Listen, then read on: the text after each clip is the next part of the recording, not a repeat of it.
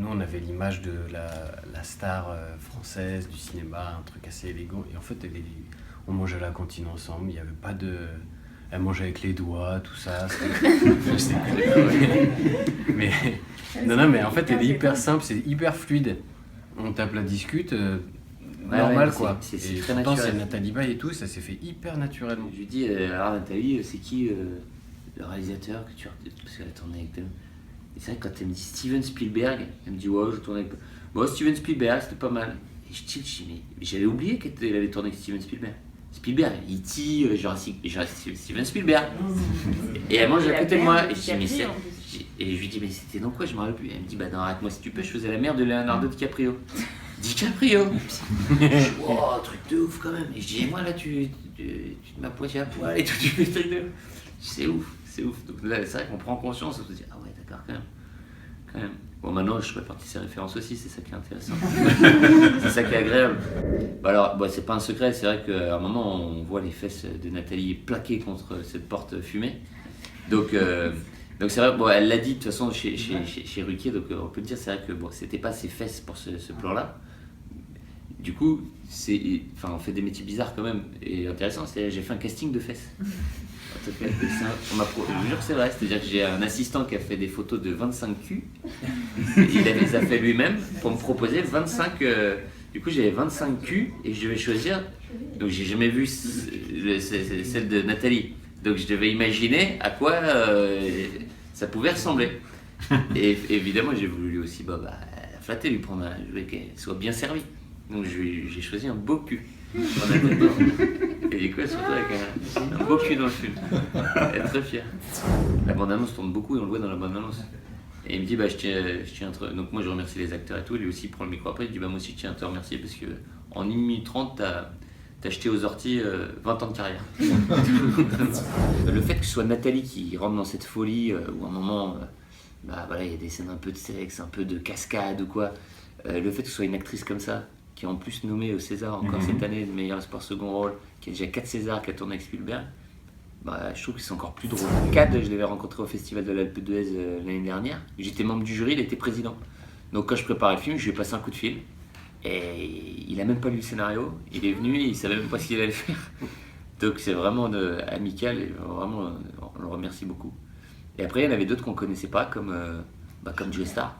Chantal là-dessous et qui sont venus vraiment c'est une bonne surprise.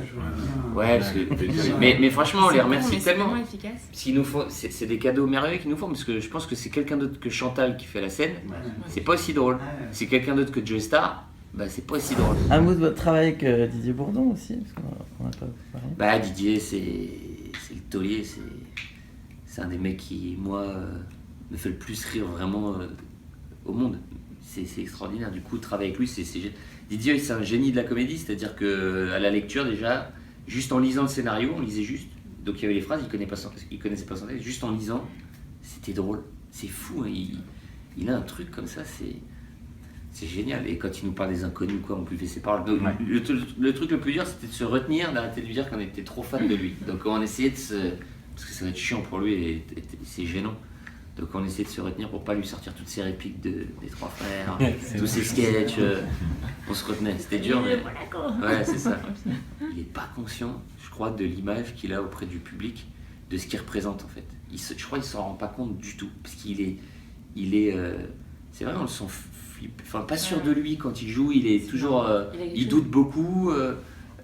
Il y a quelque chose d'extrêmement touchant. Ah ouais, il est tellement touchant. Il est hyper bienveillant, hyper généreux. C'est incroyable. Aussi bien professionnellement que personnellement, effectivement, c'est une perle. Ah ouais. Je tourne avec lui, c'est un bonheur. Ouais, et il est drôle de ouf. Il fait marrer tout le temps. Et tout le temps drôle. Ouais, incroyable. Moi, je suis resté un peu sur les années 80. Je fais partie de la génération des années 80 et j'aime bien. Et en plus, j'aime bien chanter. Donc, vu qu'on écrit les films pour nous, voilà, on se fait plaisir. Il y a plein de références aux années 80, je chante un peu dans le film. Faites même un clip. Vu que c'est nous qui écrivons le film, on voulait voir Elodie en sous-vêtements. Donc on lui a écrit un gage où elle devait imiter le cerf dans les bois. Sympa les copains. Là c'est bien, on se fait plaisir. Je compare un peu un scénario pour nous avec une baguette magique. C'est-à-dire que ce qu'on écrit, ça va se réaliser. C'est incroyable, on écrit une phrase. Et donc si on écrit parodie de Star Wars, ils prennent des faux sabres laser. Bon, bah, on sait Si quoi. on écrit Philippe se retrouve à poil devant Nathalie Baye, bim, Bon, ça va se réalise. produire. Donc On on sait, connaît oui. vite fait parce qu'on vient à chaque fois, mais on coup de C'est vent. assez clair, Du coup, ouais. à chaque fois, on va se balader sur la place du Capitole parce qu'on trouve ça très joli. Mhm. Et à chaque fois, il fait beau, c'est incroyable, Toulouse. Et À chaque fois qu'on est venu, ils faisaient. ouais, on est venu en novembre, là, je sais plus quel mois on est, mais en ce moment, et en mars, et à chaque fois, il fait super beau. Et à chaque fois, on va manger au restaurant où on mange un cassoulet de ouf, là. Je sais plus comment il s'appelle. Comment il s'appelle? Il est hyper connu en plus. Voilà. Mais non, mais c'est le Exactement. resto à côté là, non? Ouais. Ouais. Bah, et puis après, le lendemain, on a mal au ventre. Sympa. Parce qu'on a trop mangé. Oui. Ah ouais, Évidemment. oui, c'est là. Pas- C'est juste à côté. Ouais, moi, je suis jamais venue à Toulouse.